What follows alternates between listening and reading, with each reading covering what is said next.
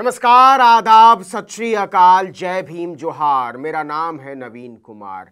हम लगातार digital arrest को लेकर आपको आगाह कर रहे हैं। डिजिटल अरेस्ट मतलब आपको आपके ही घर में बंधक बना लिया जाएगा। इसमें बाहरी दुनिया तो छोड़िए, आपको अपने घर के लोगों से भी पूरी तरह काट दिया जाता है और फिर आप डर के मारे अपने बैंक खातों, यूपीआई आईडी, दूसरे माध्यमों से सारे पैसे ट्रांसफर करते चले जाते हैं और जब तक आपको इसका एहसास होता है आप लुट चुके होते हैं। यह कहानी एक ऐसे ही अपहरण की कहानी है, अपने ही घर में अपहरण। ध्यान से सुनिएगा और इस वीडियो को ज्यादा से ज्यादा लोगों तक पहुंचाइएगा ताकि लोगों को इसे लेकर आगाह किया जा सके। ये ठग अक्सर ऐसे लोगों को निशाना बनाते हैं जो बुजुर्ग हों, ऑनलाइन माध्यमों के बारे में ज्यादा अपडेट ना रहते हों और जिनके पास ढेर सारा पैसा हो, जैसे बुजुर्ग, डॉक्टर, रिटायर्ड लोग या फिर कोई वृद्ध कारोबारी। 77 साल की एक महिला को 1-2 दिन नहीं, पूरे महीने भर डिजिटल अरेस्ट रखा गया और ठगों ने उनसे 4 करोड़ रुपए ठग लिए। और एक और मामला नवल ऑफिसर का है जिन्हें हाई रिटर्न का झांसा देकर 11 करोड़ रुपए ऐंठ लिए गए। हैरानी की बात तो यह है कि यह मुंबई जैसे शहर में हुआ है जहां पुलिस का साइबर सेल तमाम तरह की अत्याधुनिक जांच सुविधाओं और तकनीक से लैस है। तो हुआ यूं कि करीब 1 महीने पहले 77 साल की महिला को अज्ञात नंबर से एक व्हाट्सएप कॉल आया। ठग ने महिला से कहा कि उसने जो पार्सल ताइवान भेजा है उसमें MDMA drugs, 5 passport, 1 bank card और कपड़े हैं। एमडीएमए एक प्रतिबंधित नशा है जिसे खरीदना, बेचना और इस्तेमाल करना तीनों अपराध है। ठगों के काम करने का तरीका वही पुराना। जब महिला ने पार्सल भेजने की बात से इनकार किया तो ठग ने कहा कि इसमें उसके आधार कार्ड का इस्तेमाल किया गया है। इसके बाद ठग ने मुंबई के बड़े पुलिस ऑफिसर को कॉल ट्रांसफर करने की बात कही। वीडियो कॉल पर बाकायदा एक पुलिस अधिकारी का कमरा दिखाई देता है जिसमें एक फर्जी अफसर पूरी वर्दी में बैठा होता है। फर्जी पुलिस ऑफिसर ने महिला को बताया कि उनका आधार कार्ड एक मनी लॉन्ड्रिंग केस से भी जुड़ा हुआ है और इसकी जांच चल रही है, तो बेहतर होगा आप सहयोग करें।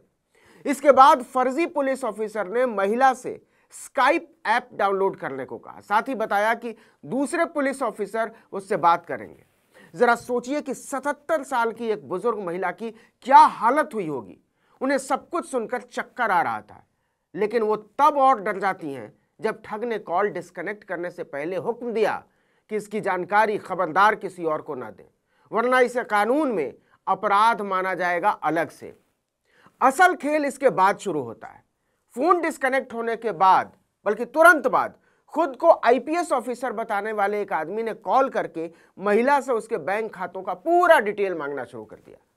उसने कहा कि आपको अपने सारे पैसे हमें ट्रांसफर करने होंगे जो पुलिस डिपार्टमेंट के पास सुरक्षित रहेगा और मामले में बरी होने के बाद आपको पूरा पैसा वापस लौटा दिया जाएगा। फिर एक और आदमी लाइन पर जुड़ जाता है। वो अपने आप को फाइनेंस डिपार्टमेंट का आईपीएस ऑफिसर बताता है।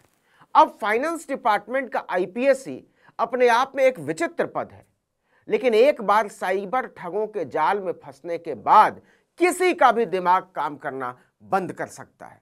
और यही हुआ।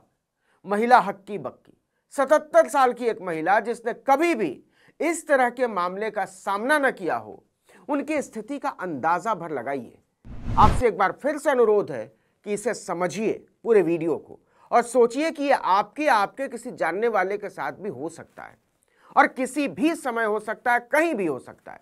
इतना ही नहीं, अगर यह किसी ऐसे शख्स के साथ होता है जिसे कानूनी और प्रवर्तन मामलों की बहुत जानकारी ना हो, तो वह किस कदर घबरा जाएगा, इसके बारे में सोचिए। अब क्या होता है कि अपने आप को फाइनेंस डिपार्टमेंट का आईपीएस होने का दावा करने वाले ठग ने कहा कि अपने सभी बैंक खातों के पैसे हमारे अकाउंट में ट्रांसफर कर दीजिए। ठग ने कहा कि अगर कोई गड़बड़ी नहीं पाई जाती है तो सारे पैसे आपको वापस कर दिए जाएंगे। ठगों ने महिला का विश्वास जीतने के लिए ट्रांसफर किए गए 15 लाख रुपए वापस भी कर दिए कि भरोसा बहाल हो सके। इसके बाद ठगों ने महिला और उसके पति के जॉइंट अकाउंट से सारा पैसा ट्रांसफर करने को कहा और यह सिलसिला चलता गया। ठगों ने महिला को तब तक नहीं छोड़ा जब तक उनके सारे बैंक खाते खाली नहीं हो गए। आप इस बात पर हैरान रह जाएंगे कि 77 साल की उस महिला ने कई ट्रांजैक्शन में 3 करोड़ 80 लाख रुपए ठगों के 6 खातों में ट्रांसफर कर दिए। इसके बाद जब महिला इंतजार करने लगी कि जैसे 15 लाख रुपए वापस आ गए थे, ये भी वैसे ही वापस आ जाएंगे, लेकिन जब पैसे वापस नहीं मिले तो उन्हें शक हुआ। यह शक तब और बढ़ गया जब ठग महिला से ट्रांसफर किए गए पैसे लौटाने के लिए टैक्स के नाम पर और पैसे मांगने लगे। इसके बाद जब महिला ने विदेश में रहने वाली अपनी बेटी को फोन किया तो उसने अपनी मां को बताया कि ठगों ने आपको लूट लिया है, आपके साथ जालसाजी हुई है, फ्रॉड हुआ है, पुलिस में शिकायत कीजिए। महिला भागी भागी बैंक पहुंचती है और पूरा किस्सा बताती है। बैंक वाले पुलिस में शिकायत करने को कहते हैं। महिला की शिकायत पर उन 6 बैंक अकाउंट्स को फ्रीज कर दिया गया जिनमें पैसे ट्रांसफर कर दिए गए थे, लेकिन तब तक बहुत देर हो चुकी थी। अब आइए समझाते हैं कि डिजिटल अरेस्ट होता क्या है। दरअसल ज्यादातर मामलों में डिजिटल अरेस्ट व्हाट्सएप कॉल पर की जाने वाली ब्लैकमेलिंग है, जिसमें पुलिस या सरकारी विभाग का अधिकारी बनकर साइबर ठग लोगों को इमोशनली और मेंटली टॉर्चर करता है। साइबर ठग लोगों को यकीन दिलाते हैं कि उनके या उनके किसी परिजन के साथ कुछ बुरा हो चुका है या होने वाला है। चूंकि सामने बैठा शख्स पुलिस की वर्दी में होता है तो अधिकांश लोग डर जाते हैं। इसके बाद उनके जाल में फंसते चले जाते हैं और फिर पूरा कारोबार फैलता चला जाता है। तो क्या इससे बचा नहीं जा सकता? साइबर एक्सपर्ट्स कहते हैं कि डिजिटल अरेस्ट में साइबर ठगों का सबसे बड़ा हथियार व्हाट्सएप है। व्हाट्सएप वीडियो कॉल के जरिए ही वो लोगों को अपना शिकार बनाते हैं। इसलिए सबसे पहले अपने व्हाट्सएप की सेटिंग में बदलाव करें, जिससे अगर कोई अनजान नंबर से कॉल आए तो आपके पास नोटिफिकेशन पहुंचे। इसके बाद कुछ बेहद मामूली लेकिन जरूरी बातों का ध्यान रखें, जैसे व्हाट्सएप, फेसबुक या इंस्टाग्राम पर आने वाले किसी भी संदिग्ध कॉल को न उठाएं। गलती से अगर फोन उठा भी लिया तो घबराएं नहीं, बस अपनी पर्सनल और फिनेंशियल जानकारी शेयर न करें, इतना जरूर कीजिएगा। शुरुआत में शक होने पर तुरंत फोन काट दें, फोन पर लंबी बातचीत करने से बचें और अनजान नंबर से आए कॉल को तुरंत ट्रू कॉलर या इस तरह के किसी भी ऐप से वेरीफाई करें, वहां लिखकर स्पैम आएगा। इस तरह से आप आसानी से डिजिटल ठगी से बच सकते हैं। आपसे अनुरोध है कि अगर आपके घर में कोई बुजुर्ग हो, कोई पेंशनधारी हो, कोई महिला जो बैंक खातों को ऑपरेट करती हैं और साइबर अपराधों के बारे में जानकारी नहीं रखती हैं, तो उन्हें इस वीडियो के माध्यम से जागरूक करें। इस वीडियो में इतना ही, लेकिन अगर आपने आर्टिकल 19 इंडिया को अब तक सब्सक्राइब नहीं किया तो फौरन कर लीजिए, बेल आइकॉन दबाइए, घंटी जैसी आकृति लाइक कीजिए और कमेंट करके बताइए हमारा वीडियो आपको कैसा लगा।